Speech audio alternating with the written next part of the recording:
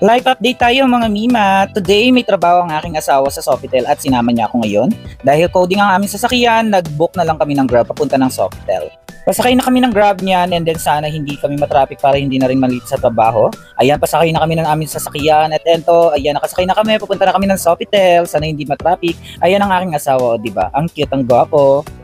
So sobrang init ngayon today. So ang init ngayon today, chinek ko sa aking cellphone is 36 ang init pero yung feels like 43, nakakaloka, di ba? Wala naman traffic today and then nadaanan na rin namin ang Star City. Ang tagal na namin hindi nakakapunta dyan, so hopefully makabalik kami dyan. And then dumating na rin kami dito sa Sofitel and then thanks God hindi kami na late sa trabaho. Pababa na rin kami dyan sa lobby dahil susunduin kami ng aming client dyan sa lobby para makapunta doon sa room. Tinetext na rin nga ng aking asawa ang aming client po para masundo na rin kami dito sa lobby. So while naghihintay, ayan, papogi ang aking asawa, di ba?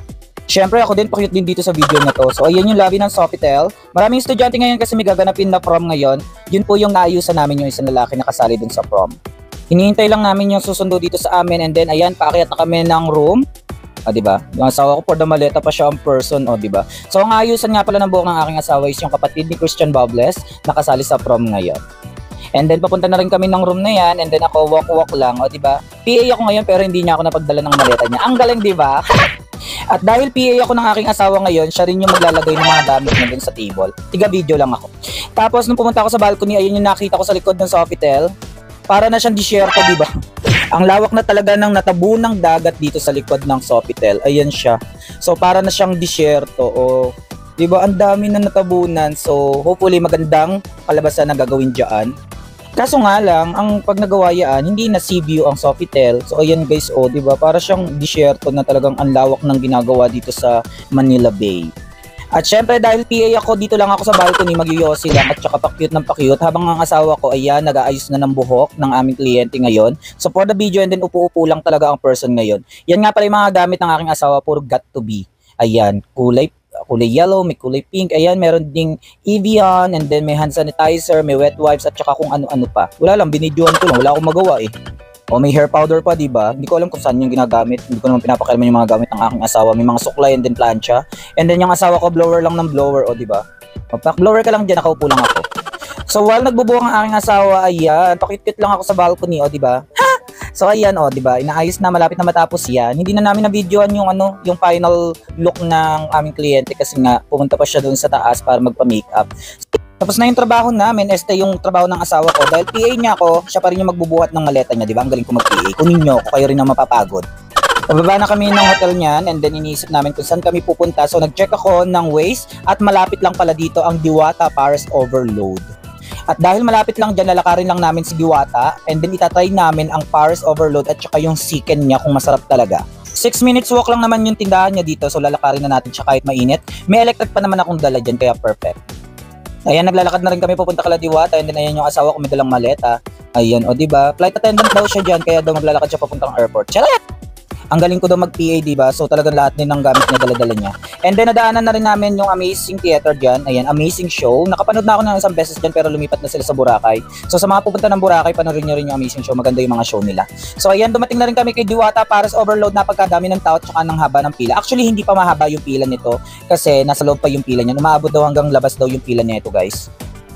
And then si Diwata po ay may pag-giveaway pa na e-bike, di ba? Bongga na talaga si Diwata, may pag-giveaway ng e-bike. So ayan po guys, nakapila na kami dito sa loob and then napagkadami pa rin po ng tao. Ayan, ganyan lang yung pila. Buti na lang ganitong oras kami pumunta kasi hindi masyado mahaba ang pila. So ayan, nakapila na rin kami ng aming asawa and then waiting na lang sana mabilis yung pila para makakain na rin kami at matikman namin ang Paris Overload niya at saka yung chicken.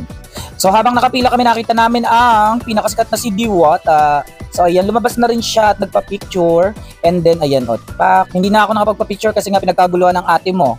At ang mga nagpa-picture is yung mga nakapila kaya mas lalong bumilis yung pila namin. Ayan, nakabili na rin kami ng Paris Overload at talaga overload talaga siya ng bongga. Ayan yung itsura niya, punong-puno ng laman. Diba, nilagyan ko na rin niya ng mga kung anik-anik pa. Pak, masarap kaya to? Titikman na natin maya-maya at saka yung chicken niya napagkalaki. Bumili na rin kami ng barbecue dyan, mukhang masarap yung barbecue niya. At saka overload din yung rice niya, Pak, diba? Ang dami. And then may soft drinks kami, 4 yung soft drinks namin dahil bumili kami ng Paris Overload at saka 2 chicken. Ayan yung aking asawa, kumuha na rin, diba? Naloko siya sa dami. Pak, ready na kami kumain. So yan yung in-order namin, 4 yung soft drinks namin, 2 chicken, 2 barbecue at saka 2 Paris Overload. Yung barbecue niya masarap, malasa, perfect na perfect. Gusto ko siya. Alam mo yung barbecue kapag New Year, ganun lasa niya. So try na natin yung overload niya. Tikman natin kung masarap. So ayan. So yung lasa ng overload pares niya gusto ko kasi hindi siya matamis and then hindi rin siya maalat. And then itatry na rin niya ng aking asawa. Nagustuhan din niya ng aking asawa yung pares overload niya. And then may lasa naman. Kaya si ate na nambash dun sa pares overload ni Diwata. Te, magpa-swab test ka, delikado yan, wala ka pang lasa. So na-enjoy ko yung pares overload niya kasi ito yung gusto ko talagang pares, yung hindi matamis. Kasi yung iba kasi matamis na eh, kaya talagang sa akin, masarap siya. At literal na overload talaga siya, pati kanin, sabaw, only sabaw, masarap. Kaya try nyo yung kay Diwata. O diba, nag-enjoy na rin yung asawa ko. Hindi yan kumakain ng pares pero napakain siya dito kay Diwata, o diba. So nag-enjoy siya, o diba? Napangiti pa nga eh. Kasi nga first time niyang kumain ng pares kasi ayaw niya ng pares. Pero dito, nagustuhan niya yung pares ni Diwata. Tinry na rin namin ang chicken niya na napagkalaking dambuhalang dinosaur yata ito, hindi manok. So ayan, ang laki niya talaga guys. So ayan, masarap siya, may lasa talaga, masarap. At saka ayan, ang laki, tinry ko na rin siya. Kaya ewan ko kay ate, bakit sinasabi niya nang walang lasa? Naku, delikado yun ate talaga, magpa-swab test kasi sinasabi ko sa iyo, bakit wala kang panlasa? Pero mas nag-enjoy ako sa chicken ni Diwata kasi masarap yung chicken niya, hindi rin maalat, masarap. And then crispy. Na-enjoy ko siya. And then super laki niya. Pang 2 tao yata itong isang manok na to. Sa salagang 100 pesos, sulit na sulit talaga yung pagkain niya. O tingnan nyo hinati pa ng aking asawa. Pang 2 tao talaga yung manok ni Diwata. Naubos namin yan lahat pero busog na busog kami. Hindi na kami nakabalik pa dun sa only rice. Isang rice lang talaga kasi ang dami na talaga nang naibigay nung una pa. Laps lang ng blocks ang bakla kasi nga nag-enjoy dun sa chicken dahil masarap, crispy, and then bagong luto pa. Nakita nyo naman sa video, ubos yung pares ko, no? And then doon sa kabilang kanto, may Encanto pares overload. Nakakaloka. Hindi na ako magtataka talaga kapag bumisita ng 4 na sangre dito. Tapos na kami kumain dito mga mima, nag-enjoy kami dito kay Diwata pares overload. And then pagdating ng hapon ay sobrang haba na ng pila hanggang labas na yan. So buti na lang pumunta kami ng alas 5 dito, konti lang pila at nakakain kami agad. And then, ayan, nag-book na rin kami ng Grab after ng kumain para makauwi. So, ayan lang ang ginawa namin maghapon, nagtrabaho at saka natikman pa namin ang pares overload ni Diwata dito. Malapit lang siya sa sa Amazing Show yung kay Diwata. O siya, bye-bye na guys!